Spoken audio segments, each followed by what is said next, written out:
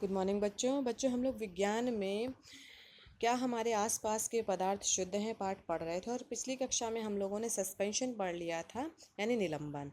आज हम लोग पढ़ेंगे बच्चों कि मिश्रण के घटकों का पृथक्करण कैसे होता है।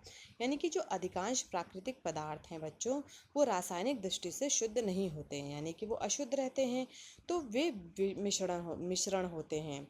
मिश्रण के घटकों को पृथक करने के लिए विभिन्न प्रकार की विधियों का प्रयोग किया जाता है या विभिन्न प्रकार की विधियां जो है प्रयोग में ली जाती हैं। यानी कि जो भी मिश्रण आपके पास है उसमें जो विभिन्न घटक उपस्थित हैं उनको किस प्रकार से अलग किया जाएगा, वो उसके लिए भी बहुत सारी विधियां हैं बच्चों। तो पृथक करने से मिश्रण के प्रत्येक घटक के बारे में जानकारी प्राप्त करना और प्रयोग में लाना सुगम हो जाता है। यानी कि जो पृथक करने से जो मिश्रण के प्रत्येक घटक होते हैं उनके बारे में आपको जानकारी होनी चाहिए, ठीक है। और उसको किस तरीके से आप प्रयोग में लेंगे ये बहुत ज़रूरी हो जाता है कि आपको वो विधि आनी चाहिए, तभी आप मिश्रण के जो विभिन्न घटक हैं उनको आप अलग कर सकते हैं।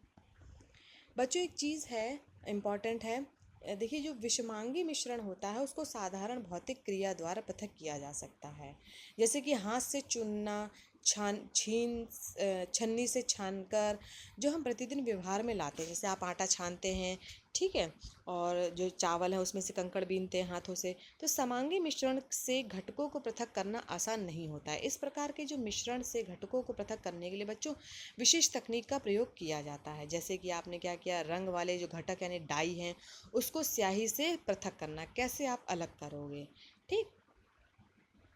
तो सबसे पहले देखेंगे जो विधि है वो है वाष्पन विधि। वाष्पन घटक वाष्पशील घटकों से अवाष्पशील घटक का पृथक्करण, यानी कि evaporation, separation of the volatile component from the non volatile component.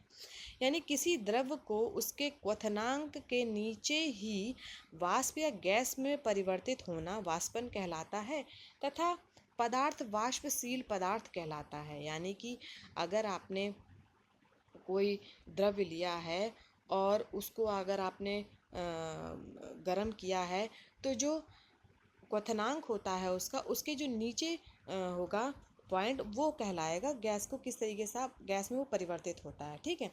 और जो पदार्थ होता है वो जो विधि होती है बच्चों वो वाष्पन कहलाती है, और जो पदार्थ होता है वाष्पशील पदार्थ कहलाता है। इस विधि में जो प्रयोग मिश्रण के वाष्पशील घटक से अवाष्पशील घटक को पृथक करने के लिए किया जाता है। यानी कि जो वाष्पशील घटक है उनमें से अवाष्पशील घटक को वो अलग किया जाता है। देखिए जो चित्र बना हुआ है इसमें क्या किया है, बर्नर के ऊपर हम लोगों ने बीकर रखा है, बीकर में जल है और जल में क्वथन जल है, ठीक है। और ऊपर हम लोगों ने क्या कर दिया है, एक प्लेट लिया है और उसमें हमने स्याही रखी है, ठीक है। और स्याही जो है वाष्प होकर के उड़ रही है। मिश्रण को गर्म करने के लिए वाष्पशील घटक वाष्पित हो जाता है। यानी कि जो वाष्पशील घटक होता है वो इवापोरेट हो जाएगा और अवाष्पशील घटक जो है वो शेष रह जाता है, यानी कि उसी में रह जाता है। उदाहरण बच्चों हैं जैसे कि डाई का जल में मिश्रण अर्थात स्याही को इस विधि द्वारा पृथक किया जाता है। सूर्य का प्रकाश छिछली पानी वाली झीलों से पानी को धीरे धीरे वाष्पित करता है और साधारण नमक जो है वो ठोस के रूप में शेष रह जाता है। यानी कि जो नमक प्राप्त हो रहा है बच्चों वो वाष्पीकरण द्वारा ही प्राप्त हो रहा है। यानी कि जो जल है वो वाष्प हो जाता है और जो नमक है वो नीचे रह जाता है। स्याही को प्रत्यक्ष रूप से गर्म नहीं करना चाहिए, क्योंकि प्रत्यक्ष गर्म करने से जो नीली या काली स्याही है विघटित हो जाती है, यानी कि टूट जाती है और उसका जो स्वरूप होता है वो बदल जाता है। अब देखते हैं बच्चों अपकेंद्रीकरण, यानी कोलाइडी कणों का विलयन में पृथक्करण, ठीक है। तो सेंट्रीफ्यूगेशन, इसको इंग्लिश में अपकेंद्रीकरण को क्या कहते हैं, सेंट्रीफ्यूगेशन, यानी separation of the colloidal particle from the solution. तो जो दो घटक जिनके घनत्वों में अंतर होता है उन्हें अपकेंद्रीकरण द्वारा पृथक किया जाता है। यानी कि जो उनके जो घटक हैं उनका जो घनत्व है वो अगर अलग अलग होता है तो उनको जो है अपकेंद्रीकरण यानी सेंट्रीफ्यूगेशन द्वारा जो है अलग किया जाता है। ये विधि इस सिद्धांत पर आधारित है कि जब सघन कणों पर अपकेंद्री बल कार्य करता है तो उन्हें तली पर जाने के लिए प्रेरित करता है तथा हल्के कण जो हैं वो ऊपर आ जाते हैं। यानी कि जो भारी कण होंगे वो बच्चों नीचे आ जाएंगे और जो हल्के होंगे वो ऊपर आ जाएंगे। यह युक्ति जिसका प्रयोग द्रव्यों से ठोस को प्रचक्रित करके पृथक करने में किया जाता है उसे बच्चों अपकेंद्रित कहते हैं। यानी कि जो सेंट्रीफ्यूज ऊपर आ जाता है उसे कहते हैं सेंट्रीफ्यूज कहते हैं। ठीक है, देखिए ये जो आपको जो चित्र दिखा रखा है वो अपकेंद्रीकरण का दिखा रखा है। इस विधि में सामान्यतया अपकेंद्रण मशीन यानी कि सेंट्रीफ्यूगल मशीन का प्रयोग किया जाता है। इस मशीन को विद्युत द्वारा जो बिजली है बिजली के द्वारा चलाया जाता है या फिर हाथ के द्वारा चलाया जाता है। अब सेंट्रीफ्यूज जो है यह सेंट्रीफ्यूगेशन जो मेथड है उसका हम किस प्रकार उपयोग करते हैं। तो पहला है बच्चों रक्त या यूरिन के परीक्षण के लिए डायग्नोस्टिक लेबोरेटरी में करते हैं। यानी कि जब आपकी खून की जांच होती है या आपकी जो यूरिन की जांच होती है यानी कि मूत्र की जांच होती है तो उसके लिए बच्चों अपकेंद्रीकरण जो है वो प्रयोग में ली जाती है। अपकेंद्रीकरण विधि का प्रयोग किया जाता है डायग्नोस्टिक लैब में। फिर वॉशिंग मशीन में जो गीले कपड़ों से पानी को निचोड़ने में यानी जो आप पानी जो सुखाते हैं वॉशिंग मशीन में वो उसमें भी बच्चों सेंट्रीफ्यूगेशन का मेथड का यूज़ किया जाता है। घरों तथा डेयरियों में क्रीम से मक्खन को निकालने में भी बच्चों जो है इसका सेंट्रीफ्यूगेशन का प्रयोग किया जाता है। अब देखते हैं बच्चों पृथककारी कीप द्वारा पृथक्करण यानी कि दो अमिश्रित द्रव्यों के मिश्रण का पृथक्करण। यानी कि जब आप दो द्रव्य लेंगे और वो आपस में घुले हुए नहीं होते हैं तो ऐसे मिश्रण को किस तरीके से अलग करेंगे वो देखते हैं। तो इस विधि का प्रयोग बच्चों दो अघुलनशील द्रव्यों के मिश्रण को अलग करने में प्रयुक्त करते हैं। और यह विधि इस सिद्धांत पर आधारित है कि दो अघुलनशील जो द्रव्यों को उनके घनत्व के आधार पर परतों के रूप में पृथक किया जाता है। यानी कि जब आप दो द्रव्यों को ले लेंगे और वो आपस में मिलते नहीं हैं घुलनशील नहीं होते हैं तो वो एक परत के रूप में ऊपर नीचे बैठ जाते हैं। तो उससे क्या होता है बच्चों आप जो नीचे वाला जो है द्रव वो आप एक कीप के द्वारा अलग कर सकते हैं। ठीक है, फिर उसके बाद ऊपर वाले को अलग कर सकते हैं पृथककारी कीप के द्वारा। अनुप्रयोग क्या है यानी कि किस प्रकार आप पृथक्करण कीप के द्वारा कौन कौन से मिश्रणों को आप अलग करते हैं। तो पहला है बच्चों पृथक्करण तकनीकों द्वारा जल प्रयोग जो है वो जल तथा तेल के मिश्रण के पृथक्करण में होता है। अयस्कों से आयरन के पृथक्करण के द्वारा हल्का धातुमल द्रवित आयरन से पृथक हो जाता है। ये बच्चों ये देखिए ये जो चित्र बना हुआ है ये बच्चों ये पृथक्करण कीप का है। और इसी तरीके से आप जो है दो अघुलनशील मिश्रणों को अलग कर सकते हैं। अब ऊर्ध्वपातन मिश्रण से ठोस वाष्पशील घटक का पृथक्करण यानी कि दिस सब्लिमेशन का अर्थ होता है बच्चों की ठोस जो है वो सीधे तरल में ना परिवर्तित होकर सीधे गैस के रूप में परिवर्तित होता है। तो इस प्रक्रिया को क्या कहते हैं सब्लिमेशन कहते हैं।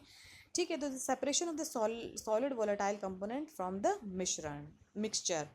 कुछ ठोसों में गर्म करने वाले ऊर्ध्वपातन की प्रवृत्ति पाई जाती है अर्थात ये गर्म करने पर बिना द्रव अवस्था में परिवर्तित हुए सीधे ही बच्चों ये ठोस अवस्था से गैसीय अवस्था में परिवर्तित हो जाते हैं। इस प्रकार के ठोस युक्त मिश्रण को किसी दूसरे ठोस से ऊर्ध्वपातन द्वारा पृथक किया जाता है या किया जा सकता है। जैसे कपूर है बच्चों, कपूर जो है सीधे ठोस से गैस में परिवर्तित हो जाता है तो इस प्रक्रिया को सब्लिमेशन कहते हैं। देखिए ये चित्र बना हुआ है ऊर्ध्वपातन की प्रक्रिया द्वारा अमोनियम क्लोराइड तथा नमक का पृथक्करण। यहाँ क्या किया है बर्नर लिया है, बर्नर एक पहले चीनी मिट्टी का प्याला लिया है उसमें साधारण नमक तथा अमोनियम क्लोराइड का मिश्रण रख दिया और दोनों एक ही कलर के होते हैं। उसके ऊपर क्या किया कीप रख दिया है और उसके ऊपर कॉटन प्लग लगा दिया है। जो कीप का मुंह है देखिए कॉटन प्लग लगा दिया है और ठीक है अब उसको क्या किया है गर्म किया है बर्नर के द्वारा। जब गर्म करेंगे बच्चों तो जो वो है कपूर वाष्पीकृत होने लगेगा। ठीक है। सॉरी, जो कपूर इसमें नहीं है, इसमें साधारण नमक तथा अमोनियम क्लोराइड, जो अमोनियम क्लोराइड है वो वाष्पीकृत हो जाएगा और ये ठोस अमोनियम क्लोराइड एक परत के रूप में ऊपर देखिए कीप में ऊपर जो उसकी जो नली है वहाँ पे जाकर के इकट्ठा हो रहा है और हमें प्याले में साधारण नमक मिल जाएगा। Kapoor, ammonium chloride, naphthalene, iodine, anthracene आदि ठोस ऊर्ध्वपातज पातज के उदाहरण हैं। इस प्रकार उन मिश्रणों जिनमें ऊर्ध्वपातित हो सकने वाले अवयवों को ऊर्ध्वपातित न होने योग्य अशुद्धियों से पृथक करने के लिए ऊर्ध्वपातन की प्रक्रिया का उपयोग करते हैं। साधारण उदाहरण है बच्चों अमोनिया, तो अमोनियम क्लोराइड है, तथा साधारण नमक के मिश्रण को ऊर्ध्वपातन द्वारा पृथक किया जा सकता है। नेक्स्ट आता है बच्चों क्रोमेटोग्राफी। तो ग्रीक में, यानी कि एक ग्रीक भाषा है, ग्रीक में क्रोमा का अर्थ होता है रंग। इस विधि में सबसे पहले रंगों को पृथक करने में प्रयोग किया गया था, इसलिए इसका नाम जो है क्रोमेटोग्राफी पड़ा। यह एक ऐसी विधि है जिसका प्रयोग जो है उन विलेय पदार्थों को पृथक करने में होता है जो एक ही प्रकार के विलायक में घुले होते हैं। मिश्रण के विभिन्न घटकों का पृथक्करण समान विलायक में उनकी भिन्न विलेयता पर आधारित है। उदाहरण है बच्चों स्याही में उपस्थित रंजक का पृथक्करण जो है वो पेपर क्रोमेटोग्राफी द्वारा किया जाता है। यानी कि अगर आपको क्या कहते हैं डाई से स्याही में जो उपस्थित रंजक हैं यानी जो डाई है उनको अलग करना है तो वो आप पेपर क्रोमेटोग्राफी से कर सकते हैं। देखिए जो यहाँ पे क्या किया है, अभी चित्र आपको बताएंगे। तो प्रयुक्त स्याही में जल विलायक के रूप में तथा डाई इसमें विलय के रूप में होता है। यानी कि जो स्याही है वो विलायक के रूप में होगा और जो डाई है वो विलय के रूप में होगी। जिसे जैसे ही जल जो है छानक पत्र के ऊपर की दिशा की ओर अग्रसर होता है, ये डाई के कणों को भी अपने साथ ले लेता है। प्रायः डाई 2 या 2 से अधिक रंगों का मिश्रण होता है। रंग वाला घटक जो कि जल में अधिक घुलनशील है तेजी से ऊपर उठता है और इस प्रकार रंगों का पृथक्करण संभव हो जाता है। देखिए क्या किया, यहाँ पे एक पेंसिल की रेखा खींच दी और यहाँ पे काली स्याही का निशान लगा दिया है। ठीक है, अब क्या किया है, जहाँ पे हमने एक बीकर लिया है, बीकर में क्या किया हमने जल ले लिया है, जल में इस क्रोमेटोग्राफी पेपर को या फिल्टर पेपर को हमने डाल दिया है। ठीक है, उसके बाद क्या करेंगे कि जैसे ही पानी जो है चढ़ेगा ऊपर, यानी जो पेपर है वो पानी को सोखेगा तो ये ऊपर बढ़ता चला जाएगा, स्याही के निशान से ऊपर जाएगा और जैसे जैसे ये ऊपर जाएगा वैसे वैसे अलग अलग रंगों के आपको घटक दिखाई देने लगेंगे। तो ये जो बच्चों प्रक्रिया है ये है क्रोमेटोग्राफी। अब देखते हैं कि क्रोमेटोग्राफी का प्रयोग आप कहाँ कहाँ करते हैं।